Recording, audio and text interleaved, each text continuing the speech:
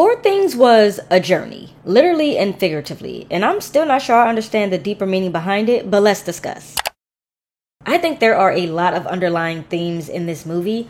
I don't know if I want to go as far as saying feminism is one of them, but I will say, damn, it feels like almost every man that came into Bella's life failed her or let her down in some way or another, or tried to control her. And in the end, she still came out as her own woman with her own autonomy, and it was nice to see, I can't deny it. When it comes to Dr. Godwin Baxter, aka God, I have taken 5 milligrams of heroin through the toes. I'm not really sure where to start, considering that he is the entire reason that Bella exists and is living the life that she has to live. Bella is quite literally his creation, and the opening scene of Poor Things is actually the final moment of Victoria's life. I thought this film would be a lot of things based on the fact that Godwin's face looks the way that it does, and we have ducks spliced with pigs and other odd animal splices. But what I can definitely say with my entire chest is that I never could have expected that this movie would have gone down the road of Bella having a newborn's brain inside of a grown woman's body.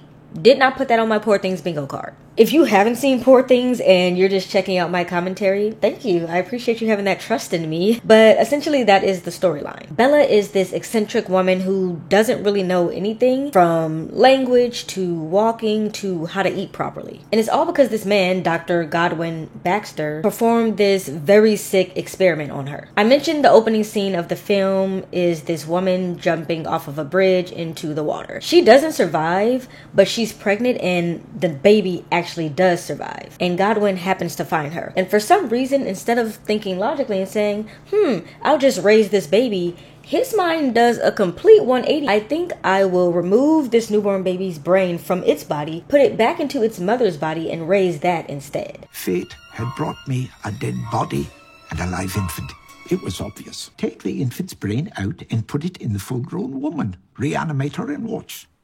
Jesus. Then had the nerve to ask if the world would have been a better place without Bella. I think it might have been. I gotta be real. This could have gone 100 different ways. We're lucky that it went as well as it did go. So Bella is both her mother and her child, and also neither of them, which really makes Poor Things, in my opinion, a coming of age story. It's a sick and twisted one, but it is a coming of age story nonetheless. Hey y'all, it's Nay. Welcome back to my little corner of YouTube. This video will contain spoilers for Poor Things, so if you haven't seen it yet and you don't want spoilers, save this video and come back after you do. You are about to hear my thoughts on Poor Things, but of course I want to hear yours, so feel free to drop your thoughts below if you do want to participate in the conversation. And give this video a like before you go, so I know that you enjoyed it. Now, Godwin's excuse for doing this experiment is because the original woman, Victoria, the one who jumped off the bridge, had a slight heartbeat when he found her, and there was a chance that she would have survived. In his eyes, the problem with this is that they live in a very religious Christian society, and she would have been judged for that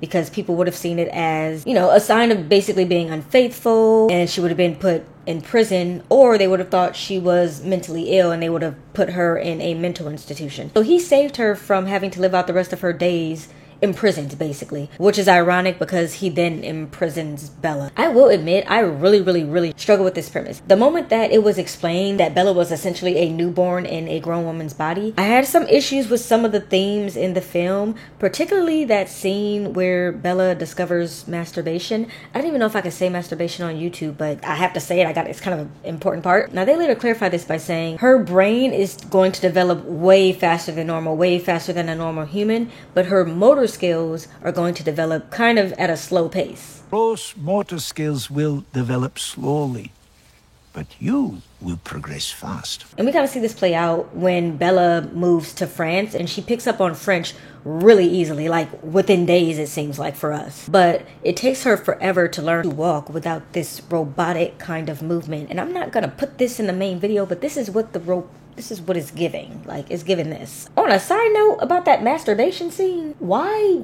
did we spend so long on Emma Stone's feet? I know there's a community out there that's very happy about that scene, but what I want to know is, like, why was I in it? Why was I chosen to be a part of the community in that moment, in that scene? I don't really know what that was. It was such a long scene, and it was so silent that I legitimately thought my Wi-Fi had cut out. I was like, oh, clearly my movie has stopped running because I've been looking at Emma Stone's feet for 10 minutes. but that was the director's choice that they decided to put in there. And so I'm gonna take it, and we just gonna glide on past it like it did not happen. But it very much did, and I will never forget. There was also this weird kind of moment where I realized that Victoria's ex-husband, the general, was actually trying to get back with his daughter, who he thought was his wife, but it was actually his baby daughter's brain in the body. And I was like, that's a little weird too. But I moved past that as well, because nothing actually ever happened there. It was just like he thought it was his wife, so he was like, of course I want to get back with my wife. And then it was that time when Bella became a woman of the night, and she's in France, and one of her suitors, I'm trying to say this as respectfully as possible, one of her suitors brought his 2 sons, and he was like, I'm here to teach my sons about furious jumping, and his sons were taking notes. And I was like, okay, we're just gonna go past that too. We just gonna look right on past it. we're just gonna, that was something they wanted to put in there. I thought it was weird, but it did not have any effect on my overall thoughts on the movie. I just thought that it was worth mentioning. But yes, Godwin is the first man in Bella's life who I feel let her down. Like I said, he tried to save Victoria, the original woman, from having a life of imprisonment, but he ended up imprisoning Bella anyway, and put his own experiment ahead of her very human nature need to go explore the world and interact with other people. He made her spend her entire life trapped in his house, pretty much as a prisoner. How ironic. But there is a part of me that feels like I can't fully blame Godwin for that, because his dad did the same thing to him in the name of science. His dad completely mutilated his face, mutilated his fingers. They even hint at the fact that his dad may have castrated him. And this idea of castration comes up again later in the film. So Godwin really did kind of do his best, and he loved Bella the only way he knew how. And that was to say, hey, I care about you, I love you, and because of that, I'm going to do these experiments on you, and that's how you're going to know I care about you. You're a test subject, yes, but I still care, and I'm still going to look out for your best interest. And he thought it was in Bella's best interest to stay in the house, because obviously if she would have gone out into the world, people would have known something was off about her. Especially in those early days when her speech was not up to par. Are you pen book every nut? Tell Bella other places. Bella want look at world. But we still do know that he cared about her, and that was evident when he gave her a little bit of extra pocket change when she went on her adventure with Duncan, which ended up being great because she needed that money. Poor Things is a story about Dr. Frankenstein, but in more ways than one, and in an interesting way that you may not have thought about. The actual plot, of course, nods at Frankenstein, because we have this mad scientist, but he's also kind of caring. He just wants to create something that, you know, walk and talk and act like a human and people will love and not be afraid of. He wants to experiment and show these things to people. So, of course, that's very clear that that's kind of Frankensteinian. But we also have this hodgepodge of different fairy tales that make up a Frankensteinian story all in their own. I see a bit of Rapunzel because Bella is trapped in this castle and she can't leave until she gets rescued by this guy. But of course, there's also this very real Alice in Wonderland-y bit to it when it comes to both design and storyline. With design, we see it in cinematography, we see it in the set and prop design, and we also see it in costume design. And then with the storyline, we see it in the sense that Bella literally goes on an adventure. Alice in Wonderland is the story of this girl who gets whisked off to this magical world, and she has this adventure. She goes on this adventure. Much like that, Bella's story is about a young, in the mind, girl who goes off on this adventure and kind of goes into this magical wonderland and meets all these new people and learns all these new things about herself. She has bad and good experiences, and at the end she comes out as a whole person in her eyes. And actually, the full original title of Alice in Wonderland is The Adventures of Alice in Wonderland. So it very much is that kind of adventure-y, whimsical, learn a lesson, coming of age type of story. For me, at times, Poor Things felt more like a play than a movie, and I love that. I've talked about it a little bit on my channel, but I am a theater girly. I love theater. I love to go see live plays. I just took myself to see Saw the musical for my birthday. That was amazing. I love theater, so whenever I feel like I'm getting a little theater arts in the movie, it just like really makes me happy inside. I especially love the dramatic music whenever it seemed like Bella was learning something new, whether that was Furious Jumping, which for anyone who hasn't seen Poor Things, Furious Jumping is what Bella referred to sex as, because she didn't really have language. Like I said, she was just kind of going around saying like, I'm gonna call this because to me that's how I connect the dots. So that's what she called sex when she discovered sex. She referred to it as furious jumping. I kind of like that. Might borrow it later. Not later. So whether she was discovering that, or she was discovering a couple fight in public for the first time, or she was hearing live music for the first time, there was always this kind of dramatic music that made it felt like I was watching an orchestra in a play get the audience ready for something that was about to happen. I also really love the animations and transitions that they did in between the acts. I thought they were beautiful, even though they were in black and white. There's also more of this play-like feel with the title screen. In the beginning of the movie, the title, Poor Things, is on a black and white background. And the credits are also being run on this very plain cream quilt. A blank slate. Much like Bella, and all babies are a blank slate when they are born, and their environment, nature and nurture kind of makes them a complete person. Those credits are on a blank quilt slate. And by the end of the film, the Poor Things title is on a colorful and vibrant and all these different scenes of, things that Bella experienced and places that she's gone. And the credits are also rolling against this colorful background. To me, that choice and that level of detail is just... I love when a movie has detail like that, because they could have just as easily ran those credits on a blank black screen and called it a day. But the foresight to say, yeah, we're going to put the credits at the beginning on a blank white slate and put afterwards, once Bella has gone from becoming a blank slate and kind of become her own person, and now she's colorful and she's vibrant, we're going to put the end credits on this colorful background. You have to be tuned in with your creative direction to do something like that. And for me as a viewer, I just really appreciate seeing how they tied that in. I don't know if most people pay attention to stuff like that, but I love stuff like that. I've mentioned it before, I love my trash movies and TV, but one thing I do really appreciate is when it's done really well too. I love both, and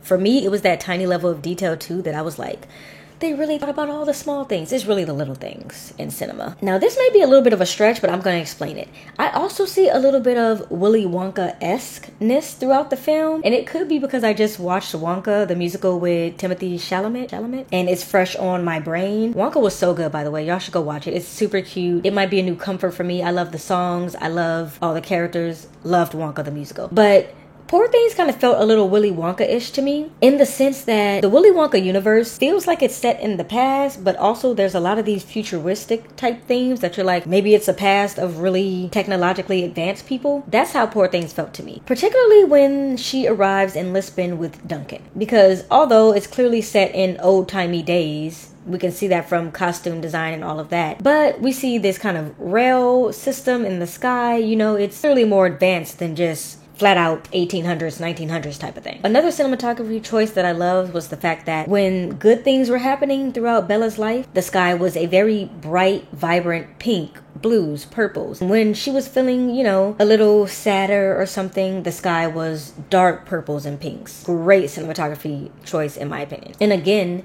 not something that has to be done. The sky could have been a very plain blue the entire time, but it's the little things. We also have this juxtaposition of this extremely dystopian society where babies are dying and people are super poor and all kind of stuff is going on, in contrast with the very rich society that Bella is a part of. And she's on this ship and she's like, why are these people down there looking so sad? And even their color scale is just very, what is it, Subpoena? Not Subpoena.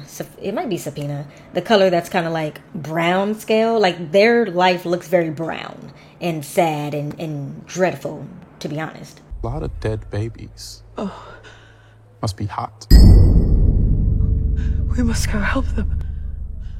How will we do that? And it's the first time that Bella really notices that suffering exists in the world. One piece of the cinematography that I can't seem to grasp is this fisheye or a curved lens. I noticed in the beginning of the film that there were some parts that had this kind of curved lens, but there were definitely a lot of moments in the film where there was a straight up fisheye view of the characters. And I think that they were doing it when a character was stressed out or felt uneasy, but I'm not completely sure about that. We see it when Duncan throws Bella's book into the ocean, when the madam bites Bella's earlobe, and we also see it when Godwin is talking about Felicity's progress. Felicity, if you haven't seen this movie, is just the replacement Bella. When Bella went on her adventure, Godwin created Bella Point 2, and that's Felicity. I couldn't seem to pinpoint why they used the fisheye lens for those moments, but like I said, I think it's because characters were feeling uneasy or stressed. But if you know why they did it, please let me know, because I really want to know why they did it. Nonetheless, the cinematography was beautiful, but the costume design is nothing to scoff at. Beautiful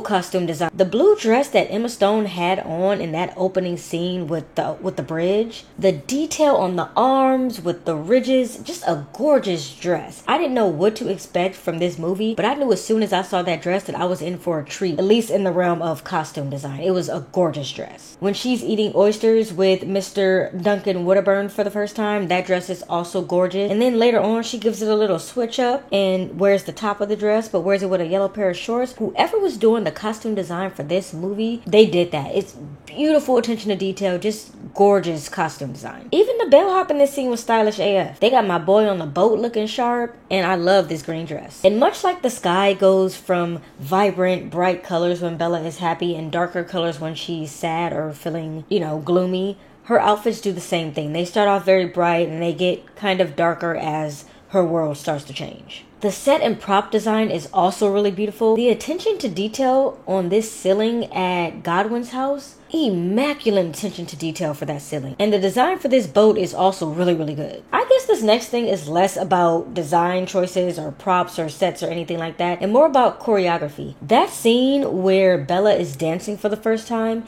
is my favorite scene from this movie. I actually watched it twice. I was like, that was amazing. Even though the dance was sporadic and glitchy, it's exactly what you would have expected from someone who has never danced before or never really heard instruments or live music before. It was so beautifully choreographed to be weird and sporadic that I have to give hats off to whoever did the choreography for that, because it was so beautiful. I loved it. Even Duncan's part was choreographed so beautifully. There were moments where he was trying to pull Bella in and, show her that that's not how normal people dance. But even then, she kind of brought him back into her fold and was like, well, this is how Bella dances, and he went with it.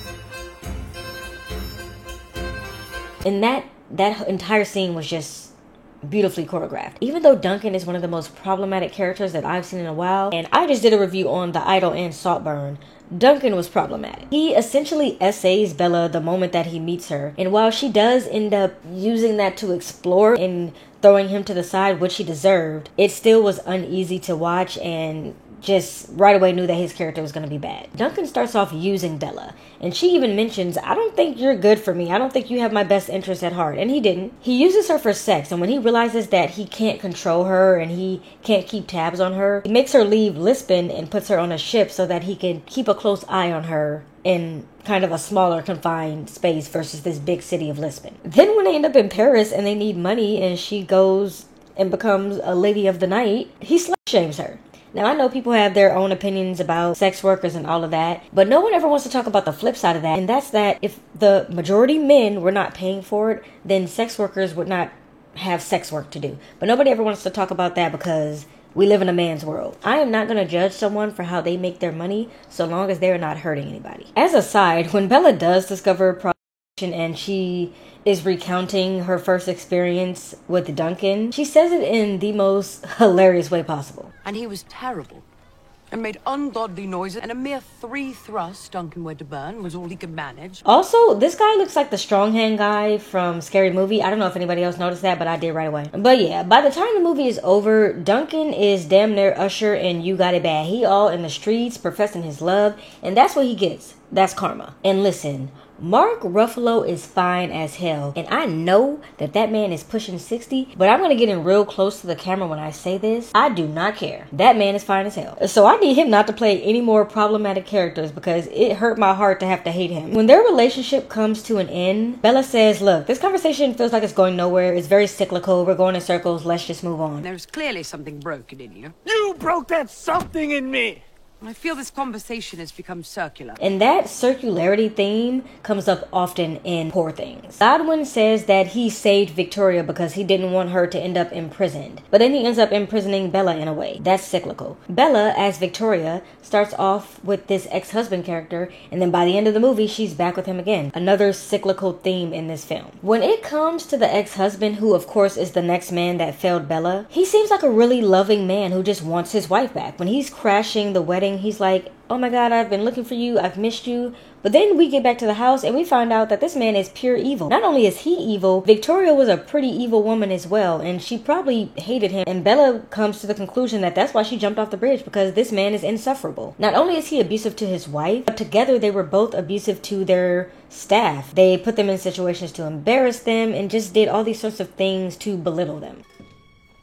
Rex! Overall, just terrible people. But we do get something from the ex-husband, and that's that he explains in a little bit further detail what went on in Victoria's mind that night that she jumped off the bridge. He says that she was feeling depressed because, of the pregnancy. And we know now that so many different changes go through a woman's body when she's pregnant. Hell, week to week, day to day, month to month, there's a lot of different hormonal changes going on, and that's just being a woman. But we find out that she probably was depressed in that moment when she jumped off the bridge. Now, he was right in the sense that it was hormonal, but his solution to it was archaic, and this is kind of another cyclical moment in the film. His solution for her being super hormonal and trying to unalive herself was to castrate her, to try to rid her of those hormonal imbalances. And that's again cyclical because, of course, I mentioned that they earlier in the film alluded to the fact that Godwin's dad did some sort of castration to him when he was a kid, and now we have this idea of castration showing up again. The ex-husband wanted to do it to Victoria, and now he feels like he's finally going to get his chance with who he thinks is Victoria, but is actually Bella. Now, he meets probably the most interesting fate in the film. Sure, Godwin gets cancer and dies, but the ex-husband meets arguably a worse fate because he gets turned into a goat. And this is again another cyclical moment in the film. Bella was created by Godwin using this, I want to say archaic, but it is kind of modern or advanced method of this experiment of taking the baby brain out, putting it in the grown woman body, and then raising that new creation up. Much like Bella was created that way, towards the end of the film, she uses that same experiment to take a goat's brain out of its body and put it into the ex-husband's body and essentially make him live out his days as a goat. Now, when they were first showing the papers for the experiment and hinting at the fact that they were going to try to do it again, I thought that they were going to go the route of putting Godwin's brain into the ex-husband's body so that they could give him some longevity and extend his life. But they didn't go that route. They let him pass away, and that's fine. I guess it's saying, out with the old and with the new sort of thing, so they didn't go that route. But I also felt like, as far as revenge is concerned, they would have, instead of putting the goat's brain in the ex-husband's body, put the ex-husband's brain in the goat's body to really make him suffer and make him live out his days that way so that he was aware of it. But I guess she was fine with just seeing his physical body eat leaves, and that worked for her, so hey. And last but not least, we have Max McCandles. Now, I also believe that he failed Bella, but different from the way that Duncan or Godwin or even the ex-husband did. His downfall was truthfully that he just didn't go hard enough for her. In his pursuit of Bella, he was very passive. He didn't fight for her. And I know some people are going to say, no, feminism, we don't need men to fight for us, but you're talking to the wrong person, because I don't believe that. I very much think that men should court women and they should put in that energy and that effort to show them that they really want them. Had Max McCandles not have been so passive, maybe Bella wouldn't have run off with Duncan in the first place, but he just didn't come with that energy. But like Bella, Max is a feminist in his own right. It is your body, Bella Baxter. Yours to give freely. And of course, Max has his own quirks as well. When he first meets Godwin, Godwin says, It showed signs of a conventional mind straining hard to almost touch mediocrity. Thank you. Was that a compliment? Because that sounded like an insult to me. I was like, why you let him come for you like that? But ironically, Max was one of the few people that actually made sense in this film. What is that? My father took out my oxyntic and pyloric glands, so I must make my own gastric juices. Why in God's name would he do that? And yet and still, he fell in love with Bella. In fact, I'd argue that most of the men, except for the ex-husband, fell in love with Bella in one way or another. Whether that was a paternal love like Godwin, or a romantic love like Duncan or Max McCandles. Bella has no social cues. I must go punch that baby. Issues doing simple tasks like eating. She struggles with language. but she's also extremely intelligent, outspoken, and caring. Poor Things was the strangest, darkest, most beautiful, pretty, amazing, terrible coming of age story that I have seen in a long time, and I loved it. I consider this film to be pretty avant-garde. I took a film history class in college just because I needed the elective, and it ended up being one of my favorite classes that I ever took because we learned so much about film history, starting from black and white films. We watched Nosferatu, you know, all of those things, and we learned about avant-garde films and what it's like for someone to push the limit creatively in film. I love things that are going to kind of go there and not be traditional and make people say, what the hell did I just watch? Or wow, that was kind of amazing when it comes to cinema. This movie was not on my radar at all. I know that it had won an Oscar or two. It actually won 4. But when I saw the movie poster, I 100% thought that there was going to be this hardcore period piece, and I don't necessarily like period pieces, so I didn't intend on watching it. But one of you lovely people asked me to cover it, and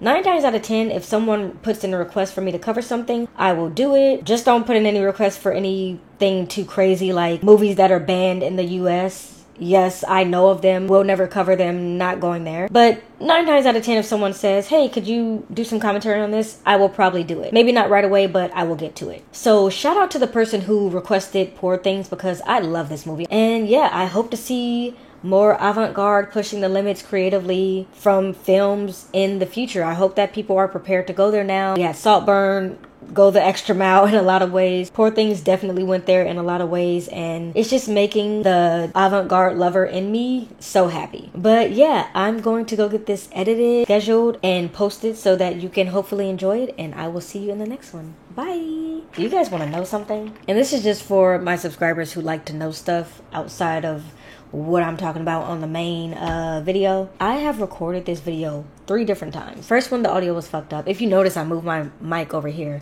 I'm trying to figure out, there's like, I don't know if it's the wire that's connected to my mic or something else that's going on with it. I'm ruling out, like I'm slowly troubleshooting the issue, and eventually I'm going to fix it. Most of you are probably not noticing, but some of you might be noticing that there's random static sometimes throughout the video, so I'm trying to pinpoint what the issue is, short of replacing the whole mic, because I just bought the mic, so I don't think it's the mic. I think it's either the wire or the mixer that I have it connected to. So there was that. Recorded it again. And I could have posted it like that and just been like, don't judge me. But I wanted to, I did it again. I did it again. And I'm going to insert that scene about him talking about how he likes cocaine. Do something. Get in there. Move this up a little bit. There you go. Get in there. I gotta do something with that. There you go. Godwin. It's really Godwin. It's definitely not Goodwin. Biggest the Super Bowl. And we also get the where am I? The sky is also very white and bright. She's like, oh no, my lobes. I thought you were going for my lobes. More problematic. So you know, who to go. My hands shaking like I need it. I don't know why you got me sinking so low.